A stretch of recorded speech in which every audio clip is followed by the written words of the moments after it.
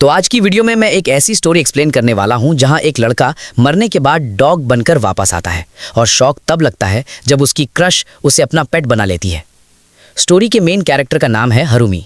हरुमी एक typical nerd type लड़का है, बुक्स का दीवाना। अपनी क्रश के लिए कुछ भी कर सकता है लेकिन उससे मिल नहीं पाता क्योंकि उसे लगता है वो बदसूरत है। Confidence zero, imagination full. Harumi को बुक्स पढ़ना बहुत पसंद है और वो आकियामा शिनोबू का बड़ा फैन है। एक दिन कैफे में बैठा उसकी बुक पढ़ रहा होता है, बिल्कुल अपनी दुनिया में लॉस्ट। तभी अचानक वहां एक रॉबर आ जाता है, हाथ में गन लेकर। रॉबर एक लड़की को खड़ा होने के लिए बोलता है लेकिन वो लड़की लिखने में बिजी होती है। ना डर ना रिएक्शन, जैसे दुनिया रुक गई हो और सिर्फ उसका पेन चल रहा हो। रॉबर उसे मारने ही वाला होता है कि हरुमी बीच में आ जाता है। दोनों के बीच हाथापाई होती है और फिर गन चलती है। हरुमी को गोली लग जाती है। सबसे अजीब बात यह थी कि इतना सब होने के बाद भी वो लड़की लिखती ही रहती है, जैसे उसके लिए दुनिया का सबसे इंपॉर्टेंट काम वही हो। मरते वक्त हरुमी के दिमाग में सिर्फ एक चीज चल रही होती है, मैं आकियामा शिनोबू की नेक्स्ट बुक पढ़े बिना नहीं मर सकता। और भाई लगता है इस बंदे की जिद इतनी स्ट्रांग थी कि मौत को भी चीट कर गया। हरुमी एक डॉग के अंदर रीइंकार्नेट हो जाता है। हाँ, इंसान से सीधा कुत्ता। लाइफ डाउनग्रेड या अपग्रेड ये डिपेंड करता है आगे क्या होता है। डॉग शेल्टर में एक दिन एक खूबसूरत लड़की आती है, उसका नाम है नात्सुओ। वो हरुमी को अडॉप्ट करके घर ले जाती है और यहाँ पे सबसे बड़ा ट्विस्ट मिलता है, नात्सुओ ही आकियामा शिनोबू होती है। मतलब जिस ऑथर की बुक पढ़ने के लिए बंदा मौत से वापस आया, अब वो उसी के घर में पेट बनकर रह रहा है। नात्सुओ सीधा हरुमी से बात करती है, सिर्फ वो ही उसके थॉट्स सुन सकती है। बाकी दुनिया के लिए हरुमी एक नॉर्मल सा डॉग है। फिर नात्सुओ सिजर्स निकालती है और उसे टीज करने लगती है। थोड़ा टॉर्चर, थोड़ा एक्सपेरिमेंट। सीन फनी भी लगता है और थोड़ा स्कैरी भी। हरुमी को पता चलता है कि जिस लड़की को उसने कैफे में बचाया था वो नात्सुओ ही थी।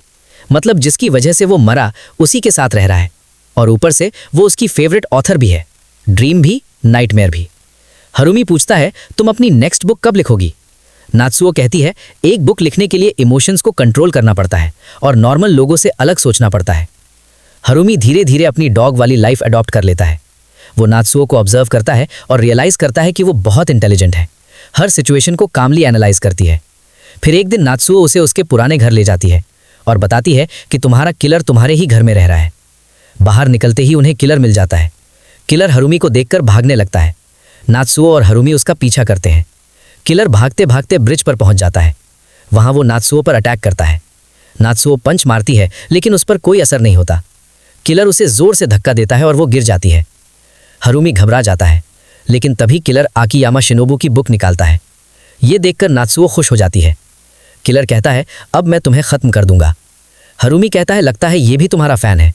और सच में फैन होना कब ऑब्सेशन बन जाए पता नहीं चलता। नात्सुओ अटैक करती है लेकिन किलर उसके अटैक्स डॉज करता रहता है। वो बुक से ही उस पर वार करता है। आखिर नात्सुओ सिजर्स निकालकर उस पर अटैक करती है और उसकी बुक्स जमीन पर गिर जाती हैं। किलर गुस्से में आ जाता है, फिर से अटैक करता है लेकिन इस बार नात्सुओ उसे जोर की लात मारकर गिरा देती है। नात्सुओ हरुमी से कहती है अपनी मौत का बदला लो, उसे ब्रिज से धक्का दे दो। हरुमी कहता है अगर मैं उसे मार दूं तो क्या मैं फिर से इंसान बन जाऊंगा? और फिर वो कहता है मैं उसे माफ करता हूं। ये सुनकर नात्सुओ हैरान रह जाती है। उस मोमेंट पर उसे समझ आता है कि हरुमी कितना अलग है और धीरे धीरे वो उससे प्यार करने लगती है। इसी के साथ स्टोरी यहीं पर खत्म होती है। अगर तुम हरुमी की जगह होते तो बदला लेते या माफ कर देते? कमेंट में ज़रूर बताना और ऐसे ही और एनिमे एक्सप्लेन वीडियो के लिए चैनल को सब्सक्राइब कर लेना। बाकी मर जाएगा कुत्ते की मौत, जग में सब कहेंगे मर गया मुर्गी चोर। ला ला ला ला ला ला ला ला ला ला ला ला।